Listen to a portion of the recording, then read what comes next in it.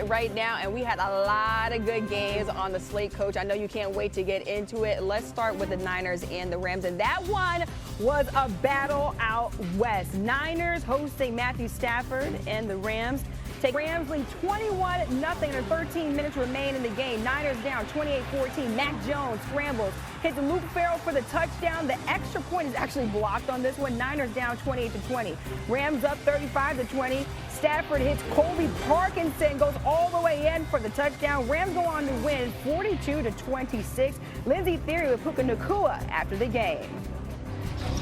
Out there, Matthew Stafford has been playing MVP caliber football recently. He's the first player in NFL history with 4 passing touchdowns and no interceptions in 3 straight games. He has 13 touchdowns and no picks over the last 3 weeks. Coach, this is what the young kids would call balling out of your mind right now. That's what Matthew Stafford is doing. How important was it for the Rams to win this game, though? Well, think about it. 5 weeks ago, they lost to San Francisco.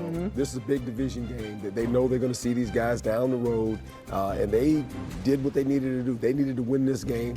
I had to go on the road up to San Francisco. I know it's not far, and LA had to go to San Francisco, but Matthew Stafford was outstanding. Their defense did a nice job. Getting Puka back obviously helps their offense. He is playing outstanding. He's a candidate for MVP right now, Matthew Stafford. That's how he's playing. He's playing at a very high level. This is a fun division. It's not over by any stretch of the imagination. San Francisco's still in it, Seattle's still in it, and obviously the Rams. You mentioned San Francisco still being in it when you talk about this division. Obviously, they don't have Brock Purdy out there. Mac Jones is out there trying to make things happen, trying to keep that ship afloat. What do you see with this Niners team as we go down the stretch of the season? They have a lot of character. They really do, because think about all the guys that have been injured. They're playing, and I'm not making excuses. You know, injuries are a part of it, but they've had a lot of guys. The starting quarterback's been out. Warner gets hurt. I mean, they have a bunch of guys that have been missing. Brandon Ayuk is out. Ricky Pearsall is out. They make no excuses. They keep finding ways to win. But this was a game that the Rams needed to make a statement. They're a little bit better than the 49ers right now because they're more healthy. So it'll be interesting down the stretch. Yeah, and sometimes that's just what it is, being more healthy down the stretch of the season. All right, let's check in on another game. Cardinals facing the Seahawks, and this one was really nothing. Early second quarter, Cardinals trailing. Brissett sacked again by Knight. Pops the ball loose. Lawrence picks it up and takes it all the way to the end zone. Coach, this is kind of crazy. He's got two. Two of them. Seahawks lead 28-0, and just like I mentioned, it was all Seattle. They win big 44-22. All right, the Seahawks entered the season as 60-1 Super Bowl long shots, but they've impressed people enough to see their odds shortened to plus 800. That's the 4th shortest odds in the NFL, behind only the Chiefs, Lions, and Rams. Coach, how good is this Seattle team? I mean, we look at the numbers, we look at the box score, but what do your eyes tell you? My eyes tell me that every time they play thus far, they become a more confident football team. And when they play at home, they're dangerous in this sense. If you get behind on these guys, and I've been in that stadium as a player and as a coach, it's so loud in there. When you play offense, you can't hardly hear it. You think they're playing with 12 guys. And then the defense starts running around and hitting you and causing turnovers. You're like, man, what is this place, right? And so they're one of the hotter teams right now, playing with a quarterback that's resurrected his career, right? And so now they've got a lot of confidence. You know, they're chasing the Rams along with the 49ers. This is a really good division, a 3-team division for the most part. But Seattle, they are hard out, especially in Seattle. Look, you talk about a hot team. The Rams also a hot team. Sean McVay at the podium right now. Let's take a listen. Atmosphere, environment to be able to do that, and we'll enjoy this. And what a great challenge we have against an excellent football team next week. But you guys go ahead. I don't. He got his oblique. I think he probably could have been able to come back in if it was a little bit closer, kind of similar to Puka last week's here. So, but he was outstanding today. You really felt his presence early and often in the game. Comes away with another touchdown, but I don't have an update as far as anything specific.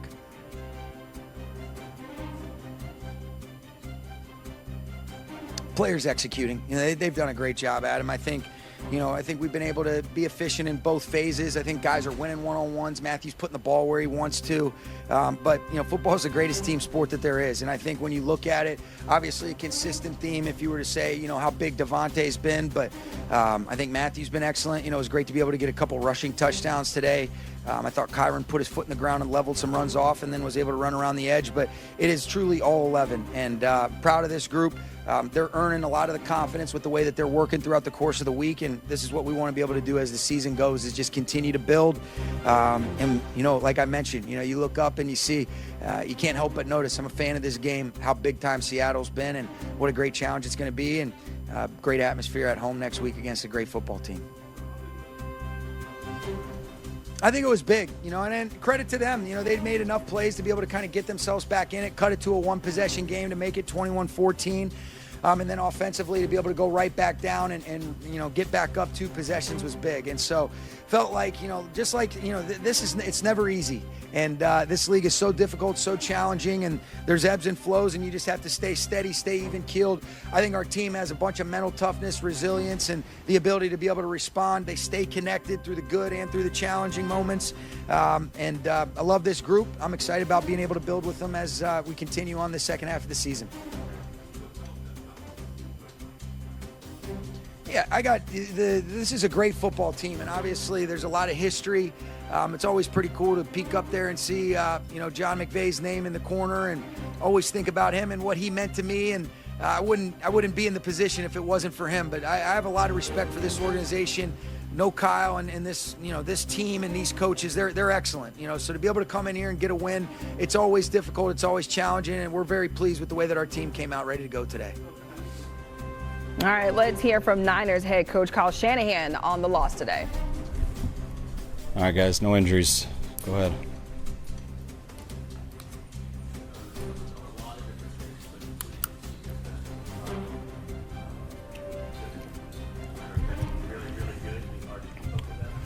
Yeah, a little bit of both. We knew it would be a big challenge going in. We know how good they are, but we thought we could slow them down and find a way to get off on third down. We obviously didn't do that very well. We did it twice there in the first half, got none in the second half. Thought we had a chance down there in the red zone when Stafford scrambled. We came up to get him and gave him a touchdown there. But it wasn't anything really in particular, just not good enough.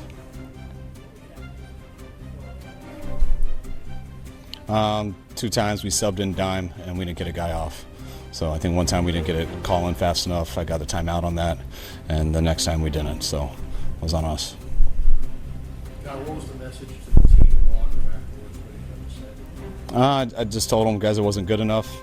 As bad as it was at times, I still believe if we convert that 4th and 1 in the first half and we don't turn it over on the other drive, it's a 2-score game, and I believe we're right in that. I believe it could have came down the end if we played a little bit better on offense in the first half. Obviously, we got to get a D. D's got to get a stop there in the second half, but I still think we could have made that a game. I believe I told them I believe that we can find a way to win any game that we're in, but if we hurt ourselves like that, 7 penalties to 0, not getting off on third down. I think they were 5 of 5 in the red zone, and then the offense having 2 turnovers and they're having 0. You make that pretty tough on yourself.